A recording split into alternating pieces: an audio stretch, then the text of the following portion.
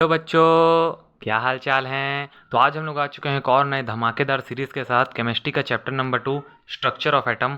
पूरा इसको धमाकेदार सीरीज इसका चलाएंगे और इसको ख़त्म करेंगे। ठीक है, चलो। सबसे पहले इसमें आता है, ठीक है, स्ट्रक्चर ऑफ एटम में सबसे पहले होता है कि एटम होता क्या चीज़ है। ठीक है, जिसको काफ़ी सारे साइंटिस्ट ऐसे जिसने अलग अलग चीज़ दिया था। किसी ने परमाणु कहा, किसी ने एटम कहा। ठीक है, लेकिन इसमें जो सबसे जो मेन जो आप लोग पढ़ते हो, जिसका मैंने एक वीडियो भी लाया था, वो है डॉल्टन जी, सर जॉन डॉल्टन। ठीक है, इन्होंने थ्योरी दी थी कि एटम एक एक्सट्रीमली स्मॉल और इनडिविजिबल एक सब्सटेंस है। और एटम एक सबसे स्मॉलेस्ट यूनिट है जो कि केमिकल रिएक्शन में टेक पार्ट करता है। ठीक है, ये आपको पता ही होगा। ठीक है, ओके। इसके बाद हम लोग इस चैप्टर में मेनली हम लोग इस वाले सीरीज़ में हम लोग डिस्कवरी देखेंगे कैथोड रेज यानी इलेक्ट्रॉन, एनोड रेज यानी कि प्रोटॉन और न्यूट्रॉन की। ठीक है, हम इन सब की डिस्कवरी देखेंगे और हम अलग अलग रेस की भी डिस्कवरी देखेंगे, जैसे गामा रे, अल्फ़ा रे, बीटा रे, इन सब की। ठीक है, तो सबसे पहले है कैथोड रे, जिसको इलेक्ट्रॉन भी कहा जाता है, जिसकी डिस्कवरी हुई थी। इसकी डिस्कवरी सबको पता होगा कि बोलते हैं कि इलेक्ट्रॉन की डिस्कवरी सर जे जे थॉमसन ने की, जो कि सच बात है। बट उन्होंने अपने से खुद से नहीं किया था, ये एक साइंटिस्ट की मदद से किया था। जो कि इस मतलब इस साइंटिस्ट ने एक एक्सपेरिमेंट दिया था जिसको डिस्चार्ज ट्यूब कहते हैं, जो कि ये है।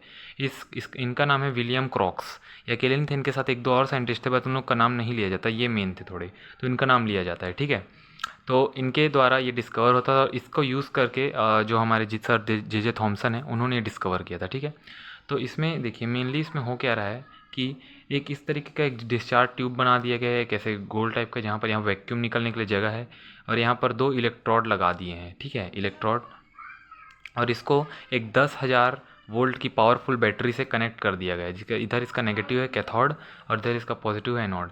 जब यहाँ से जब इसको बैटरी को जब ऑन किया गया ना, तो क्या हुआ कि इसके जो कैथोड जो इलेक्ट्रोड से यहाँ पर कुछ कुछ ऐसे पार्टिकल थे जो कि पावर पाने के बाद मूव करना स्टार्ट किए। ठीक है, मूव करना, और इन्हीं पार्टिकल और इन्होंने क्या किया था, हाँ एक चीज़ और, इन्होंने एनोड रे की तरफ ना, इस तरफ ना, ये एक फ्लोरेसेंट स्क्रीन लगा दी। फ्लोरेसेंट मतलब एक चमकने वाली, जो कि किसी भी चीज़ के पड़ने से ना एक लाइट प्रोड्यूस करते हैं, जो कि जिंक सल्फेट की बनी थी। ठीक है, जिंक और सल्फेट से मिला के ये, तो इन्होंने देखा कि जब इन्होंने कुछ इस तरीके से किया तो यहाँ पर कुछ पार्टिकल्स इससे निकलने लगे और ये पार्टिकल एनोड रे की तरफ अट्रैक्ट हुए और इसमें वो दिखाई देने लगे। ठीक है, तो इन्हीं को उन्होंने कैथोड रे बोला।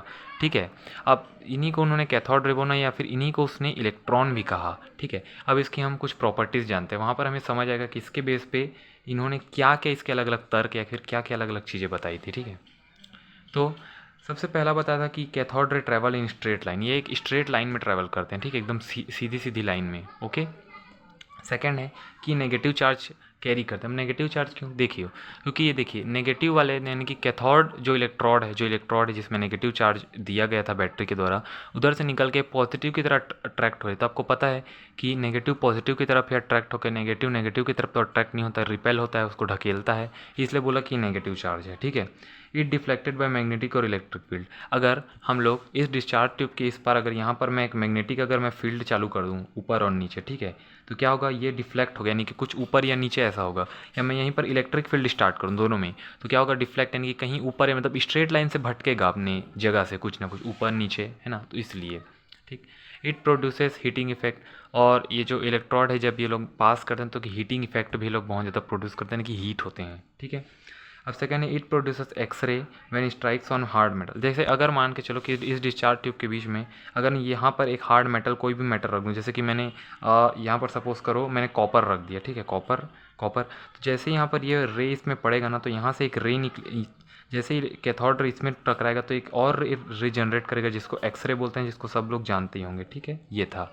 ठीक, जिसमें हार्ड मेटल में एग्जांपल है टंगस्टन।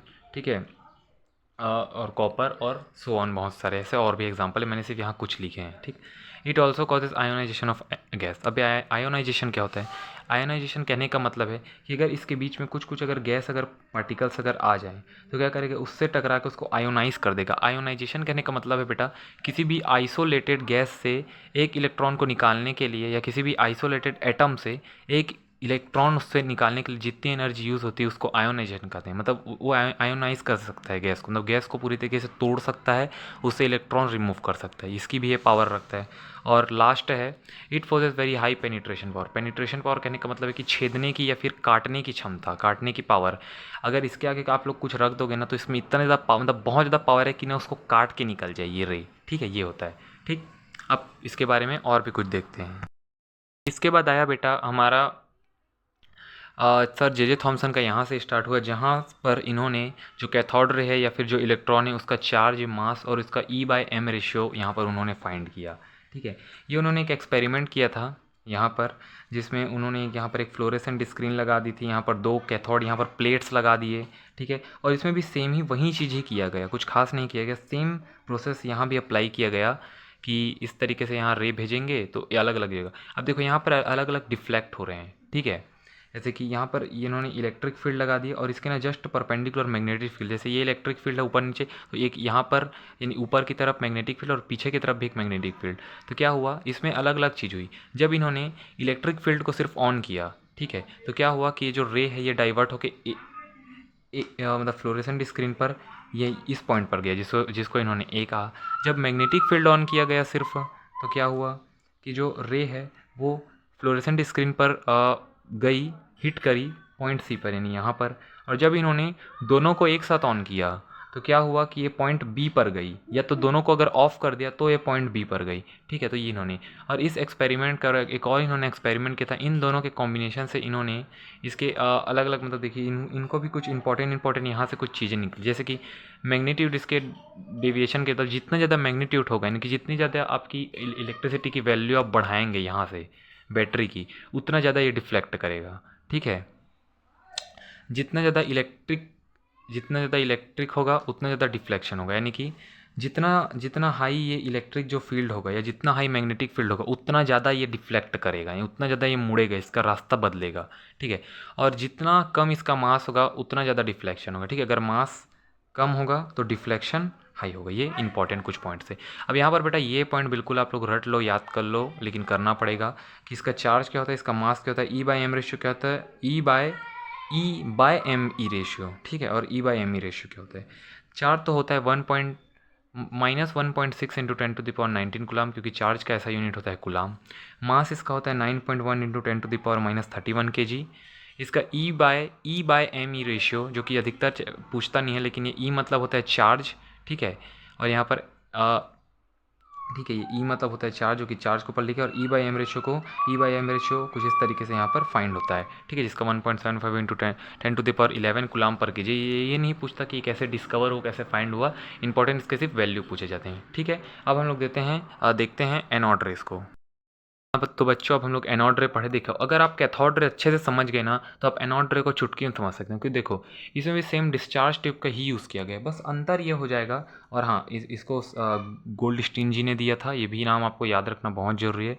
इसको कैनाल रेस भी कहा जाता है, एनोड रे और प्रोटॉन भी कहा जाता है। ठीक है, इसको गोल्डस्टीन जी ने दिया था। अब इसमें भी देखो बेटा एकदम देखिए सेम हो, यहाँ पर कैथोड है, यहाँ पर एनोड है, यहाँ बैटरी, बट यहाँ पर बेटा एक चीज़ आता है, जो जो कैथोड मतलब जिसमें नेगेटिव चार्ज दे रहे हैं उधर का जो इलेक्ट्रॉन है परफोरेटेड यानी देखो इसके बीच बीच में ना कुछ देखो यहाँ पर गैप है, बीच बीच में कुछ गैप है। ठीक है, तो यहाँ क्या हुआ, सेम प्रोसेस किया गया, इलेक्ट्रिसिटी दी गई, सेम यहाँ से वो पार्टिकल्स इस तरीके से निकलना स्टार्ट हुए, और ये जो पार्टिकल अभी भी निकल रहे हैं ये क्या हुए कि बीच में कई गैस मॉलिक्यूल्स थे, ठीक, उससे टकरा के ना उनको आयोनाइज कर गई, और जैसे उनको आयोनाइज करी ना ये उल्टी डायरेक्शन में जाना स्टार्ट हो गई, और इसी को इन्होंने एनोड रेस कहा।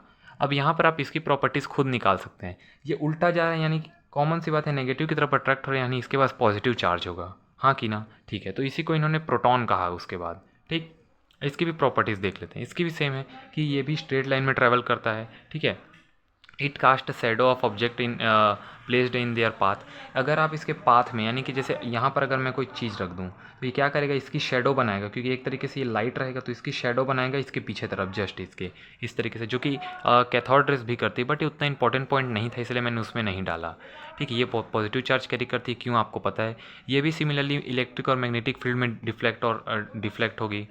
इसका जो पेनिट्रेशन पावर होगा ना, यानी कि किसी भी चीज़ को भेदने की या किसी भी चीज़ को काटने की क्षमता वो थोड़ी कम होगी। ठीक है, और मतलब कम होगी मतलब कैथोड रे से कम होगी, इसके पास भी होगी, बस कैथोड से थोड़ी कम होगी। ठीक, ये भी आयोनाइजेशन करता है गैस का, ठीक है। और इसका भी देख लो, इसका चार्ज होता है 1.6 इंटू 10⁻⁻19 कूलम, ठीक। इसका मास होता है 1.672 into 10⁻⁻27 kg। E/me ratio 9.58 into 10⁻4 coulomb per kg। और E/me रेशो इस तरीके से लिखा जाता है, ठीक है। तो ये हो गया एनोड रेस, ठीक है। अब आगे चलते हैं बच्चों। तो आपने इलेक्ट्रॉन प्रोटॉन देख लिया, अब देखते हैं न्यूट्रॉन। न्यूट्रॉन को दिया था जेम्स चैडविक ने, और बेटा ये चार्ज ट्यूब के द्वारा नहीं किया गया था, ये इन्होंने एक्सपेरिमेंट किसी और तरीके से किया गया, ठीक है। और ये 1932 के टाइम्स का बात है। देखो यहाँ पर ये जो न्यूट्रॉन है, ये आर्टिफिशियल एक एक्सपेरिमेंट कर रहे थे जेम्स चैडविक। उसके दौरान ये एक्सीडेंटली तो नहीं, लेकिन हाँ एक्सीडेंटली एक तरीके से नहीं बोला जा सकता, और बोल भी सकते हैं, ठीक है, क्योंकि ये किसी और के तरीके कर रहे थे और ये हो गया, या हो सकता है ये करना चाहते थे, वो करेक्ट हमें जानकारी नहीं है। बट एक एक्सपेरिमेंट कर रहे थे जिसको आर्टिफिशियल ट्रांसम्यूटेशन कहते हैं। इसमें क्या होता है कि ना किसी दो एलिमेंट को पकड़ के उनको मिला के अदर एलिमेंट बनाया जाता है, ठीक है। तो यहाँ पर इन्होंने क्या किया, दो एलिमेंट बेरिलियम और हीलियम पकड़ा, ठीक है। ये सिमिलरली आप कोई भी एलिमेंट पकड़ सकते हो। इन दोनों को इन्होंने मिक्स किया, यानी कि इन दोनों का रिएक्शन करवाया, और यहाँ पर इन्होंने देखा कि एक डिफरेंट एलिमेंट बना, और उसके साथ कुछ तो एक और चीज़ बचा, ठीक है। कुछ इन्होंने यहाँ पर देखा कि कुछ तो बच रहा है, इन्होंने इसको न्यूट्रॉन नाम दे दिया, और यहाँ से न्यूट्रॉन की डिस्कवरी हुई। अब न्यूट्रॉन में बेटा सबसे मज़ेदार बात होती है कि न्यूट्रॉन का कोई चार्ज नहीं होता, और E/me रेशो नहीं होता। अगर E/me रेशो नहीं है तो E/me रेशो भी नहीं होगा, mean charge by E/me ratio, ये भी इसका नहीं होगा, ठीक है। इसका सिर्फ मास होता है 1.675 इंटू 10⁻⁻27 kg, ठीक है। ओके, तो अब यहाँ से बेटा बहुत सारे क्वेश्चन भी बन सकते हैं जिसको आप लोग बहुत इजी बना सकते हैं। जैसे कि सबसे हाईएस्ट मास किसका होता है इलेक्ट्रॉन प्रोटॉन न्यूट्रॉन में, तो वो होता है न्यूट्रॉन का, ठीक है। क्योंकि देखो न्यूट्रॉन का इसलिए होता है क्योंकि न्यूट्रॉन एटम के न्यूक्लियस में पाया जाता है, जो कि न्यूक्लियस में खाली रहता है। और सबसे कम मास होता है किसका, अपने इलेक्ट्रॉन का, क्योंकि वो बाहर रिवॉल्व करता रहता है, इसलिए उसका एक्चुअल मास नहीं बताया जा सकता, इसलिए उसका मास कम रहता है, ठीक है। और बीच में रहता है हमारा प्रोटॉन, ठीक। चार्ज बेसिस पे भी कर सकते हैं। अब हम लोग सबसे मेन चीज़ देखते हैं, अल्फ़ा बीटा गामा रेस का किस तरीके से डिस्कवरी हुआ। ये भी बोल सकते हो एक तरीके से एक्सीडेंटली ही डिस्कवरी, मतलब एक्सीडेंटली आदमी को कोई चीज़ मिला और वहाँ से उन्होंने सोचा कि क्या हो सकता है ऐसा, ठीक है। तो एक आप लोग नमक सुने होगे, नमक जो कि एक सॉल्ट था, यूरेनियम सॉल्ट, ठीक है। क्या किया, देखा गया कि जब इसको तोड़ा गया, ठीक है, जब इसको तोड़ा गया तो ये अलग अलग चीज़ में टूटा, पोटेशियम में, यूरेनियम में, और सल्फेट जो कि सल्फ़र होता है, ठीक है, इसमें टूटा गया। तो इसमें देखा गया कि इन तीनों में से या फिर यूरेनियम सॉल्ट में कोई ऐसा चीज़ मौजूद है जो कि बहुत हाईली एक्टिव एनर्जी, मतलब इसका एनर्जी बहुत ज़्यादा हाई है, और बहुत ज़्यादा ना एक तरीके से मान के चलो ये रेडिएशन इमिट कर रहा है, रेडिएशन, ठीक है। इसी को हम लोग रेडियो एक्टिव मटेरियल भी कहते हैं, जो कि यूरेनियम था, ठीक है। अब इन्होंने इसके ऊपर एक्सपेरिमेंट करने का सोचा, और यहाँ पर आए दो साइंटिस्ट, रदरफोर्ड और विलार्ड, ठीक है। इन्होंने क्या किया कि एक लीड ब्लॉक के अंदर इस रेडियो एक्टिव मटेरियल को रख दिया। लीड ब्लॉक बेटा इसको लीड ब्लॉक कहा जाता है, ठीक है। अब यहाँ पर एग्जाम में आपका एग्जामिनर एक क्वेश्चन पूछ सकता है कि यहाँ पर इस रेडियो एक्टिव मटेरियल को रखने के लिए लीड ब्लॉक ही क्यों यूज़ किए थे। तो लीड यानी कि ये लीड का बना रहता है। लीड ब्लॉक इसलिए बेटा क्योंकि इसकी डेंसिटी ना बहुत हाई होती है, डेंसिटी हाई होती तो आसानी से ना इसको ये यूरेनियम काट या तोड़ नहीं सकता, इसीलिए, ठीक है। ये RAM मतलब रेडियो एक्टिव मटेरियल, ठीक, इसको रखा गया। और यहाँ पर क्या किया गया कि इलेक्ट्रिक फील्ड लगाई गई इसकी आजू बाजू, पॉजिटिव नेगेटिव, और उसके बाद यहाँ पर एक स्क्रीन लगाया गया, फ्लोरेसेंट फोटोग्राफिक सब्सटेंस एक लगाया गया यहाँ पर, यानी कि, ठीक है। अब यहाँ पर क्या देखा गया कि जैसे ही इसका रे जब इसके आगे बढ़ा तो यहाँ पर अलग अलग डिफ्लेक्ट हुआ, एक ऊपर गया, एक बीच में गया, एक नीचे गया, ठीक है। ओके, तो यहाँ से देखा गया कि जो ऊपर जा रहा है, यानी कि जो पॉजिटिव की तरफ जा रहा है, वो अल्फ़ा रेज हैं, ठीक है। जो डिफ्लेक्ट नहीं हो रहा है वो गामा रेज है, और जो नीचे की तरफ यानी नेगेटिव की तरफ डिफ्लेक्ट हो रहा है वो बीटा रेज है, ठीक है। यहाँ से इनका अलग अलग चीज़ निकलता है कि इसका चार्ज कितना होता है, +2, बीटा का होता है -1, और अल्फ़ा एक तरीके से न्यूट्रॉन ही है, ठीक है। न्यूट्रॉन मतलब वो न्यूट्रल रहता है, इसलिए देखिए वो कहीं डिफ्लेक्ट नहीं हुआ, और इसका ये मासलेस भी होता है, और इसका मास अल्फ़ा का -4 माना जाता है, और बीटा का एक्चुअल मास नहीं पता, ठीक है। तो ठीक है बेटा, यहीं